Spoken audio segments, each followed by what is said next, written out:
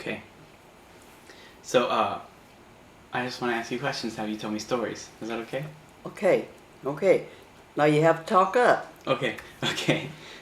Um, can you tell me where you were born? I was born in Ashland, Oklahoma. In Ashland. That's where we all came from. Is Oklahoma, right? That's where who? Isn't that where most of the family came from? Is in Oklahoma and Texas? Uh-huh. Uh huh. Yeah. Yeah. What do you remember about Ashland? Oh, I don't remember it because we moved from there right away. I remember back when I was like 5 years old, Mm-hmm. and at that time we lived in another town, Gracemont, Oklahoma, close to Anadarko. Mm-hmm. And then my dad was I don't know what to call him. He had to be on the move all the time. We lived in different towns in Oklahoma and Texas, but I don't ever remember any of the kids that I went to school with until when I was in the 4th and 5th grade because we moved so much. Mm-hmm. Why do you think he needed to be on the move all the time? Because I think he had a lot of demons Yeah. within himself because he had to be on the move.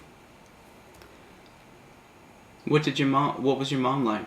Oh, she's a saint. Yeah, tell me about your mom. I never met her. Oh, my mother was the sweetest person that ever lived. If there's ever a front seat in heaven, she'll be on it because people could just do her anyway, and she would turn the other cheek. He says the Bible says turn the other. Well, I'm not turning my other cheek if I don't like something. So I'm not like my mother. Peggy's like her, but I'm not like her. Mm-hmm. How many kids were in your family? 6. What were their names? We had 4 boys and 2 girls. It says you and Peggy. Yeah. And what were the other ones? Well, I had one brother, Clifford. He died when he was 6. All of my immediate family has died before they were 65. Wow.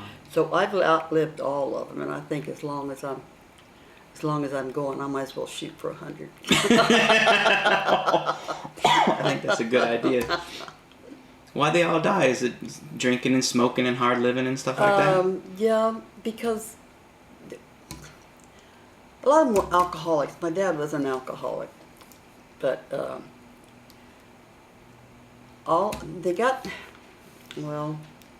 they got into making a lot of money, and and sometimes when you get up there and make a whole lot of money, you forget where you came from. Mm-hmm. So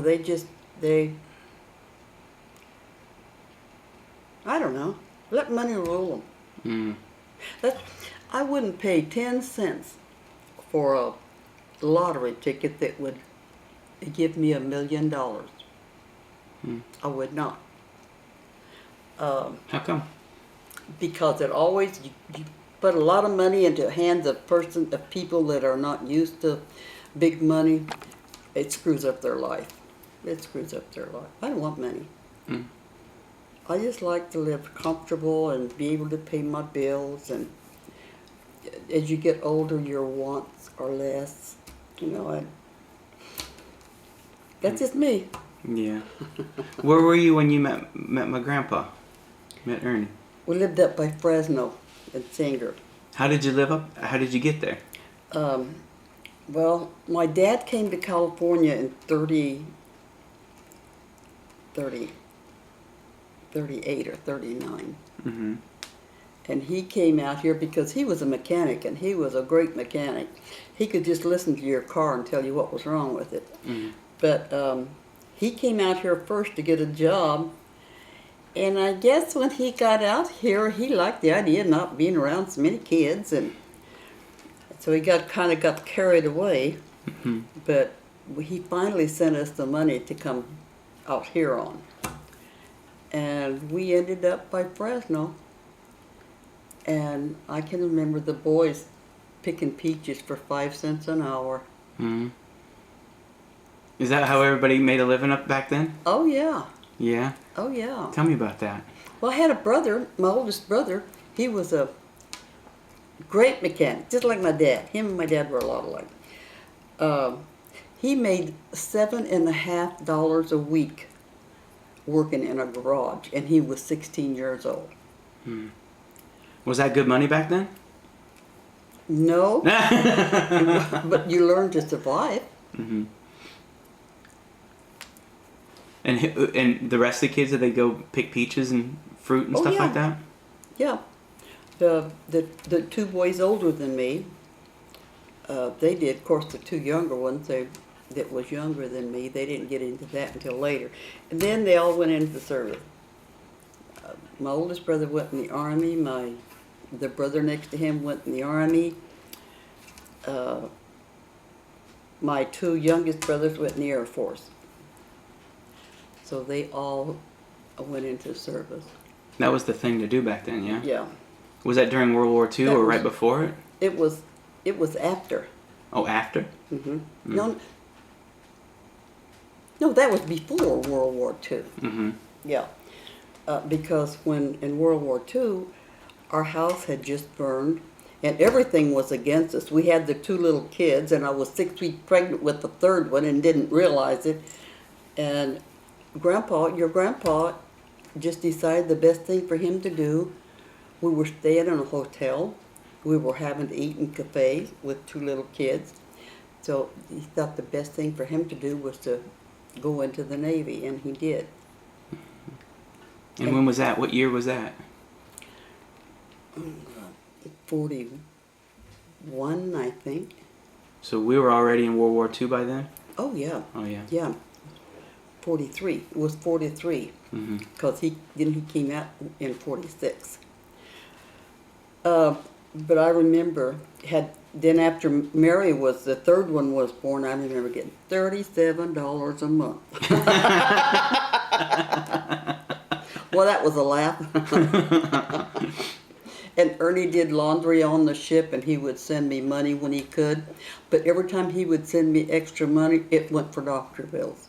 Okay, One time he sent me $400, and all three of the kids come down with whooping cough. So that's the kind of life we had up until the kids grew up.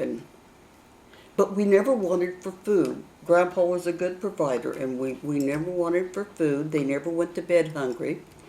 And they always went to school clean, with haircuts. I wouldn't let one of my kids go to school the way these jerks do now. Look like a bunch of homeless people. How did you meet Ernie? How did you meet Grandpa? Met him through his brother and a girl that I grew up with. Mm-hmm. We just all, I don't know, we just come together, and they introduced me to him, and that was it. Didn't you like his brother first? No, No? never did like him. Yeah. He was married to my girlfriend, Mm. or he got married to her. What was Grandpa like back then when you first met him? What kind of kid was he? Oh, he was a hard worker. He was always working. He was always a workaholic. Mm-hmm. He didn't get to be an alcoholic till he came back from. He came off that ship. I think that's where he learned all of his drinking. But he was good with the kids. He was a wonderful dad. He whooped their asses once in a while.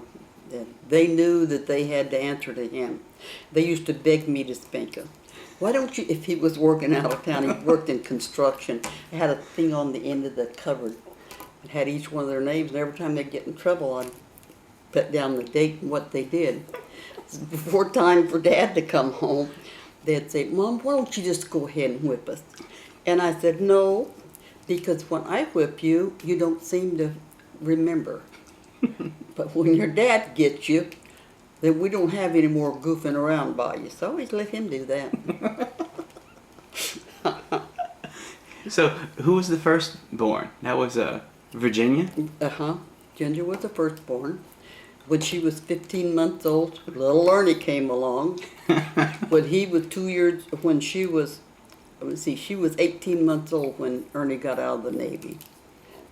She wouldn't have anything to do with him. She wouldn't take money from him. While he was there, she'd get behind a door to change her clothes. She's scared of him? it was just, it was real strange. But she hadn't seen him. She'd never seen him. Did that hurt his feelings? Hmm? Did that hurt his feelings? No, No. no. He understood. Yeah. What kind of kid was Ginger? She was a good kid. Virginia really was. She was, in fact, all of them were good. Mm. Boy, compared to these little thugs they got on the street now, my kids were angels. What was my dad like as a kid? He was fourth, right? Yeah.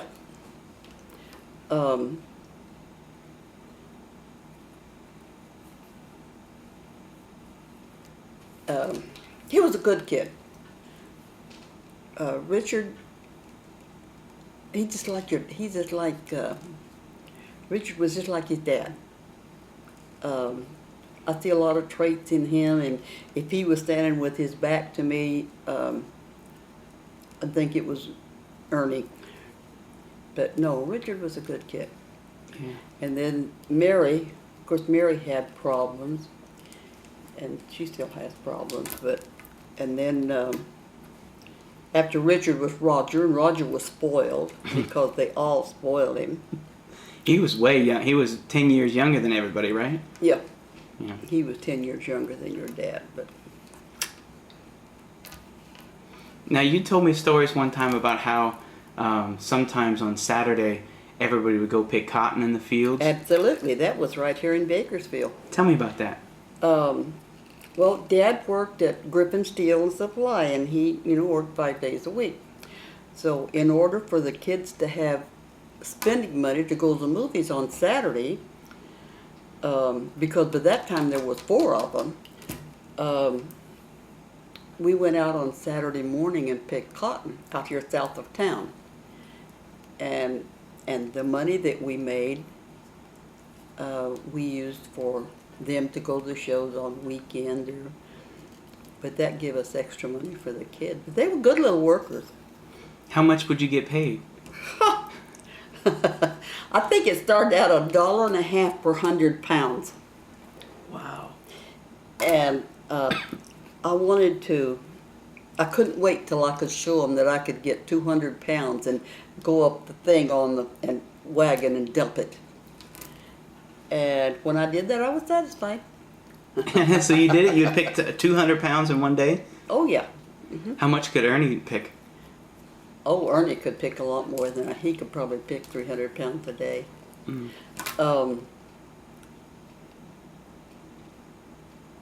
But they didn't pay hardly anything then. And I mean, you didn't have no state laws that said you take off 30 minutes in the morning, 30 minutes, or 30 minutes for lunch. You was out there to work, and you worked.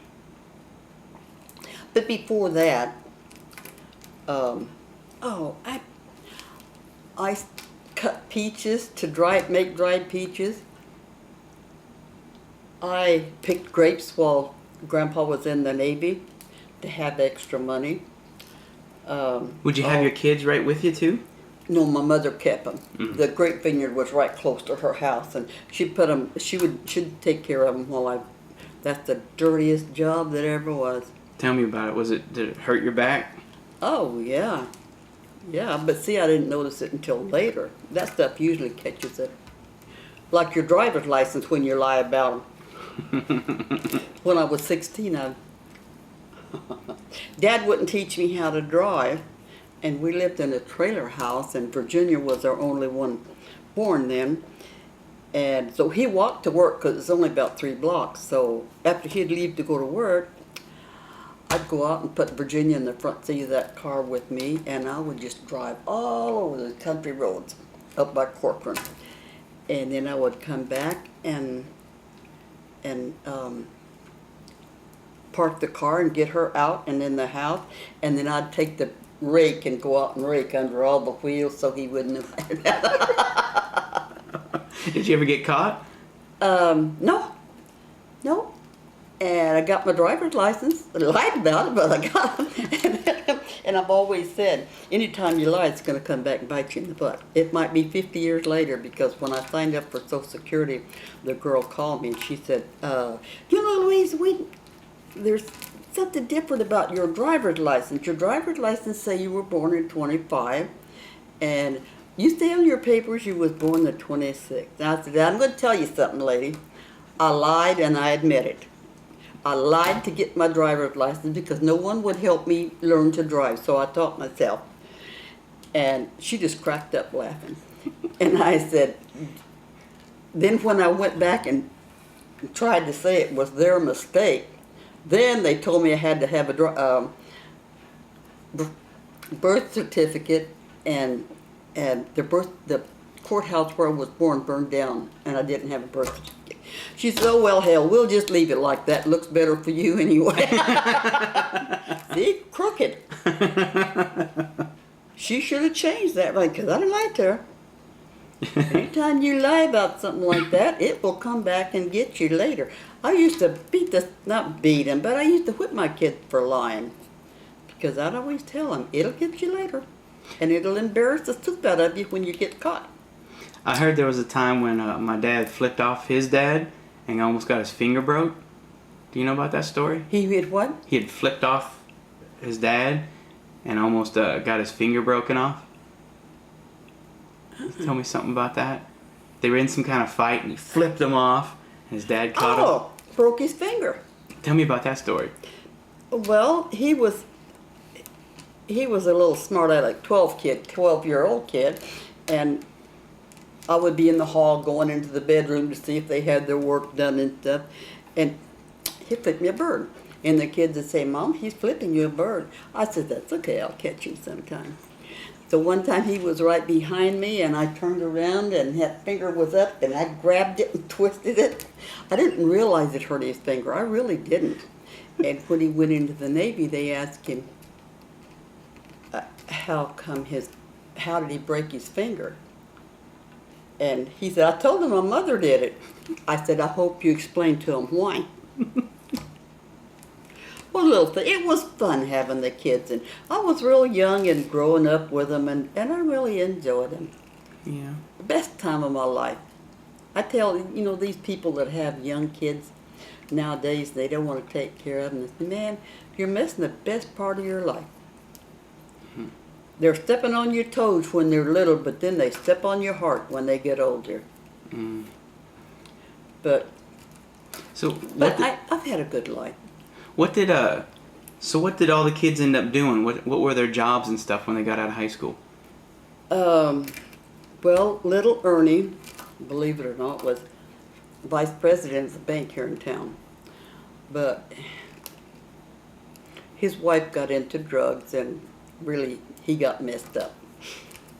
And he should have left her a long time. But anyway, then they moved to Idaho. They got up there, and she got in with a bunch of kids doing dope, and he lost that job. He's never had a chance with that woman around. And Ernie was he's a smart guy. He really is. And then he got into the car rental business, and he was doing real good over on Oak Street. But Linda and the kids kept coming in and getting into the money box until he gave up and got rid of it. So now he's working for a car rental thing. Yeah. And Ginger married pretty soon, didn't she? Virginia got married pretty quick, didn't she? She was 18. But she was 18. She'd be able to get married when she was 18.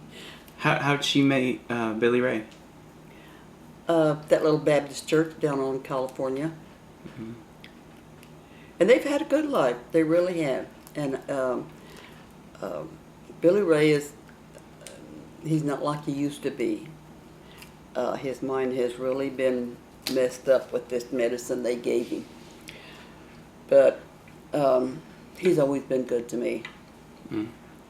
And if I go over there and he's wanting to pick a fight with someone, I come home. Mm. I don't put myself in places like that. I got a home to go to.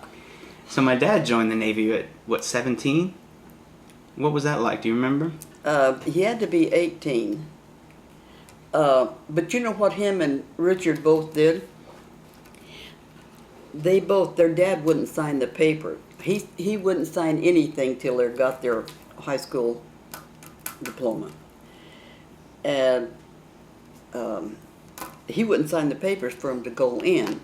So he told me, if you want to sign them, go ahead, but I'm not going to. I don't think they're old enough to go in yet. Well, they kept bugging me till I told Ernie, you know what, I'm going to go ahead and go sign those papers, because I told him each time, because the kids really want to go into the service. And if I don't let them and they stay here and get with the wrong crowd and get in trouble, I always think it was my fault. So I went and signed him up. First year Richard, and then later Roger. And now they say that I went down and signed them up, and they didn't even know about it. To get rid of them. But anyway, we have a big laugh about it. Yeah. And Virginia's always, you know, Virginia's my friend. She looks out for me. But I don't like to depend on her too much. You guys grew up together because you were real young, right? Yeah, I was only 15 when she was born. Yeah. And you know, I just, she's always kidding me about how old I am, and I said, I'm just 15 years older than you, girl. What's Aunt Peggy like? Oh, she's a nut. Tell me about you and Peggy growing up. Well, see, there was 12 years difference in us. And when my mother got sick, and Peggy was about 7 years old, she was a mean little squirt. And I'd have the two younger boys older than me chase her down, and I'd whip her butt. But we're real close now. Real close. I don't think Peggy and I have ever had a crossword. Would you say that she's your best friend? Oh, yeah. Yeah. Virginia's my best friend, because I can talk to her about anything. But, well, I can Peggy too, you know. They're both equal, because I can talk to them about anything. Can you tell me about the funny farm? How you guys used to go to the funny farm? Ooh la la! Tell me about it. Oh, we used to go all over. After Dad died, you know, I didn't go out or anything for probably 8 or 10 years after he died. And I got the notice down at that Grange in East Bakersfield they would have a dance on Friday night and Saturday night. And I'd go by there and I thought, boy, it looks like that'd be a lot of fun. So one night I got real bold and I got all dusted up and I went down there and I've been on the go ever since. What was it like? Oh, a bunch of old people dancing. They were good dancers. There was good company, but we've lost most of them now. I probably haven't been to a dance for a couple, 3 months. But I'm going to get started back again.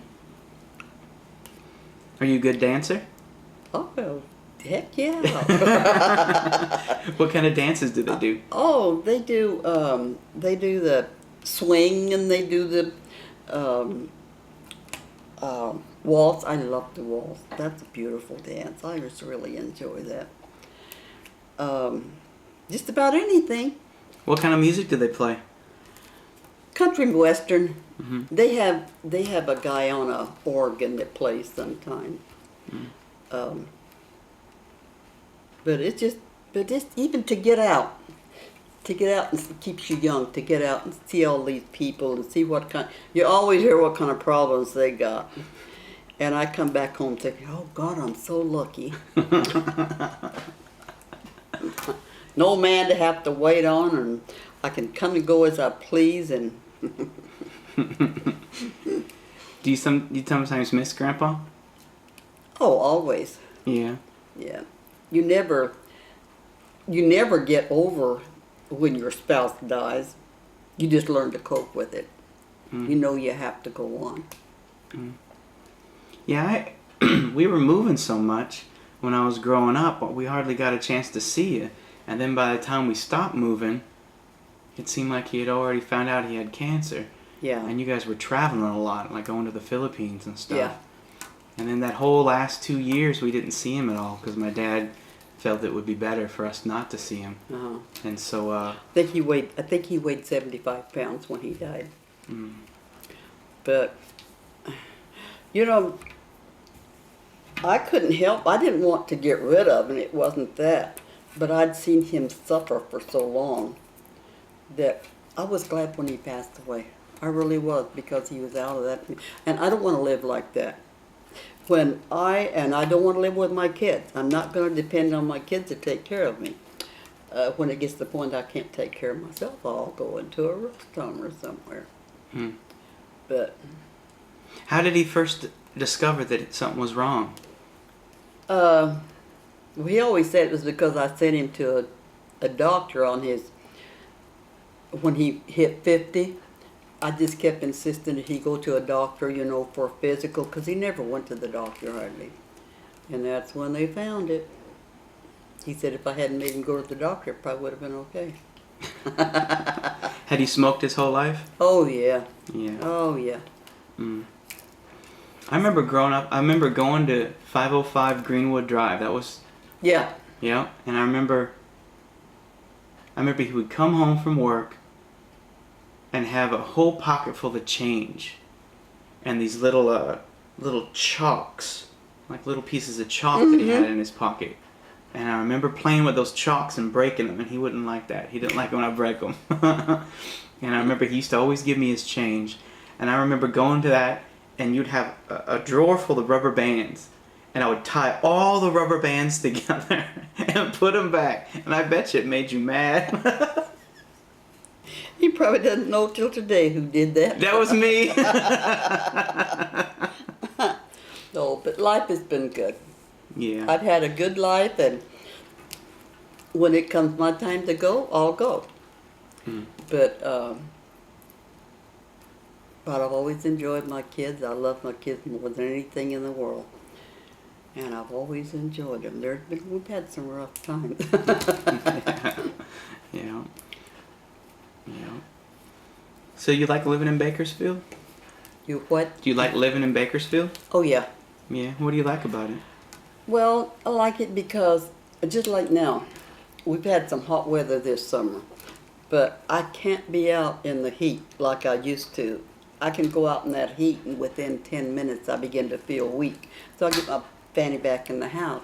But I've stayed inside when we had it 105 and 107, and it didn't last long. Mm. But now I think the weather from now on will be fairly good. It's growing. It's a big city now, isn't it? How is it different now from when you first got here? Mexicans. Grandma didn't say that. Shh. No, I don't have anything. I don't have any hate feelings toward people they let over the borders or people that comes over the borders. But I feel like if they want to live in America, let them learn to speak English, and we shouldn't have to conform to it. Every time I call and make an appointment for a doctor, I say, am I going to be able to understand this person? And they say, oh yes, and they always laugh. But I get tired of going to doctors and I don't understand what they're talking about. And I just don't think it's right. Now, back when you used to pick peaches and stuff and pick fruit, was there a lot of competition? Did all of a sudden a lot of the Mexicans come up and take away the jobs, or No. Was it mostly people from But Oklahoma and Okies and stuff? One thing about it, back then there was a lot of people looking for work, and they knew what hard work was like.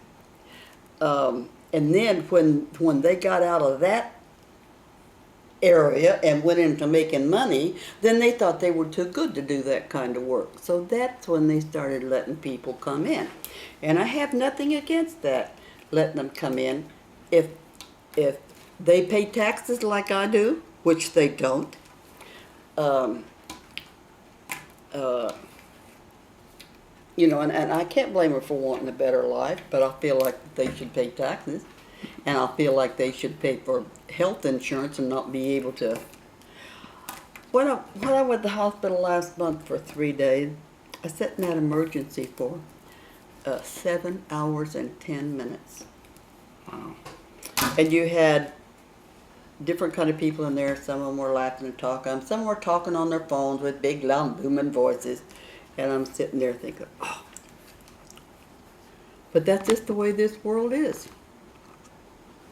Were you scared when you went in? Did you think it was going to be serious? I didn't know, honey. I was so dizzy I couldn't walk hardly. I had that walker. And I used that for about 3 weeks. But they just increased the pills. Did it fix things? Well, I feel I'm doing better. Mm-hmm. I'm doing better. So I guess if I'm going to have to live with those pills for the rest of my life, I'll take them. But I don't like taking pills. I like taking vitamins. Me too. I have a bottle of vitamins that I take with me on the road. Because when you're on the Greyhound, they just drop you off at McDonald's and tell you got a 15-minute break. Oh, really? Yeah, so you got to go eat what you can eat. I try to like go to the grocery store and get good food and put it in my backpack, but sometimes that's hard to do. Yeah. So I always eat vitamins and fiber too. I have fiber pills. Yeah. Yep. Do you remember me when I was a kid? Sure. Yeah, what was I like as a kid? Oh, you was a cute little booger. God, how you've changed. No, you was pretty. No. You was pretty. You had the dark eyes and the black hair. I think the Indian came out in you. I think so too. I got the darker skin. Do you remember saying Eric von Nitzesnappa? Yep. Eric von Nitzelhofer. What's that from? I don't know. I probably saw it in a book somewhere. And I wanted you to learn to say it. So I just got started calling you that. How's it go again? Eric von Nitzelhofer. I remember that. And I used to call you Mimi. It was Mimi Yeah. and Popey. Yeah. How did we get Mimi and Popey? I don't know, probably hearing the other kids. Yeah. Did they call you Mimi and Popey too? No, then they started calling me Granny. I hated that crap. I was only 30-some years old. Granny. Reminds you of a woman with a big bun on the back of her hair and her skirt down to her ankles and her You were never Granny. frontier people. Nope, not ready for that. Tell me about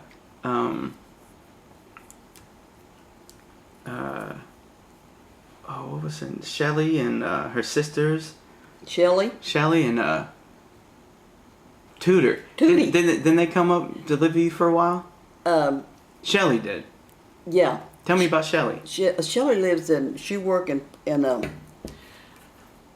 University of Florida in St. Augustine, and she's got a real good job there. And her husband's a real nice person, and they got two girls and a little boy. And the oldest girl just started to college, and the youngest girl, she looked just like Shelley when she was little, she's in high school. And the little boy, he has some problems, and he's autistic. But they've really had him working with some good people, because they come out every 2 years, and every time they come out, I see an improvement on him. Mm.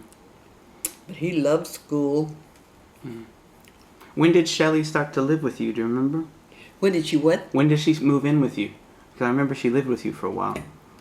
Yeah, that's when your grandpa was sick, and it was really a hardship because I was having to take him to Santa Barbara ever so often. So Ginger, bless her heart, she stepped in and she said, let Shelley come and live with me, and we'll see that she goes to school, gets a good education. And then she went in the Air Force, and she liked that. And then when she got out, she followed her boyfriend to down by St. Augustine, and they live about 2 miles. They just built a home 2 years ago. But they're doing real good. They're doing real good. What's Tudor doing? Tootie works for a judge over in Paso Robles. She works in the courts over there. Mm. And she has a real good job. And her husband has a job at the correctional office there over there on the coast. But they're real happy. They have this one little boy that I think he's 7 years old. Mm. What about Bubba? Where's Bubba at? Well, see, his mother's in, she lived in Lake Isabella. And she's got cancer. And she wears a thing where she can push a button and get all the morphine she needs. I think she stays doped up just about the biggest part of the time. I haven't seen her for 12 years. Mm. She won't have anything to do with me, and I don't let that get me down. Because I know she's, I know she's having problems. But Bubba, I don't. He married this Mexican girl, has 5 little boys. The oldest one is 13, and then there's a set of twins, and then there's 2 more after that. So he went up there and moved in with Mary, and the county, I hate politics, the county give him permission to be her caregiver, pays him $1,500 a month to be her caregiver. Mm. And he's rented a house up there, I guess. His wife's in prison for dope. The grandmother's in prison for dope. I don't know how they ever give him custody of those kids. But anyway, he's living up at Lake Isabella, and Tootie went over to see her. She called me and she said she was going to make one more try to see her mother. She said, I really feel like I need to see her one more time. So she called and asked me for her phone number, and I gave it to her. And she called and went up there on a Sunday to see her. And I guess Bubba came in while she was there, and she says, Grandma, he's just like he was when he's 14 or 15 years old. Says he's on drugs, he's spaced out all the time, and he leaves them little boys with Mary a lot, and she's not capable of taking care of herself. Hospice is taking care of her, but... Now, you used to live in Lake Isabella for a while, right? Uh-huh. What was that like, living in Lake Isabella? Oh, I loved it. Yeah, tell me about it. I loved it. Well, we had that houseboat, and we'd go out, we'd go on that boat every morning at daybreak and fish until the wind came up, and then we'd go home and do our work in the house then. But I loved living up there. Ernie really enjoyed it too. We went fishing all the time. Describe the houseboat to me. Well, it was one that Dad bought over somewhere between here and the coast from some guy, and we put it in the driveway. We remodeled it. We put the iron pipes all the way around and a thing on top. Well, it was a flat thing. Because I was up there on the sun deck one day, and I had clothes on, but Ernie's brother was out on the lake, and he saw me up there, and he called Ernie and says, hey, you better get your wife off the top of that sun deck. She's up there naked as a jaybird, and I wasn't. Ernie thought I'd lost my mind. Yeah. What kind of fish did you have there? There was like trout and stuff? What kind of? What kind of fish? Oh, we caught bass, and the biggest bass I ever caught was about like that. Mm. And I was saving it to show to everybody, and hell, it got freezer burnt and I had to throw it out. We caught crappies, and we caught catfish. I love catfish. Oh, me too. I remember, but skinning them's really hard. Didn't you Yeah. like nail their head into a piece Right. of wood and yank on it? That was the good life. Yeah, I remember that. I remember there was an earthquake once when we were up there visiting. Hmm? And I remember one time I had my shirt, my little t-shirt, and it was dirty on the other side. And I said, I gotta change shirts. And Grandpa said, well, why don't you turn it inside out? I said, well, I already did turn it inside out. The other side's dirty. And I remember everybody laughing about that. Yeah, I remember going to Lake Isabella and being on the houseboat. Yeah. You Yeah, know? some good times on that houseboat. Now, he used to work with iron. Didn't he do, like, Yeah. iron work? Tell me about that. Well, he's got several places here in town where he did swimming pools, put ironworks around swimming pools. I can drive around up in the Hillcrest area, and you can see it all over. So what is it he used to do? Ornamental ironworks. Oh, I see. So how would he do that? Like with a torch, or how did he do that? Well, yeah, he had the equipment in the garage, and like I said, he was a workaholic. When he would come home at night and have dinner, he'd say, I think I'm going to go out in the garage and work a little while. And he'd go out there and bend that iron. That's hard work, because he had me helping him sometimes. Bend that steel to make gates and fences and all that kind of stuff. Yeah, I remember at 505 Greenwood Drive. 805. 80. Oh, I said 505. 805. You had a big fence that was all ornamental iron, yeah? Uh-huh. How would he bend it? Just would he heat it up and bend it? Yeah. Mm-hmm. Mm. Well, I see Virginia's home. Is she? Oh, the There's- dog. There's Kiera. The other one died. She got into some poison. Mm. Oh, that's the first pee of the first pee since she got on the motorhome. Do you ever go to the coast with him? You what? Do you ever go to the coast with him? No. How come? I can't stand to be cooped up with. I don't know. Sometimes he just wants to fight with someone. I'll tell.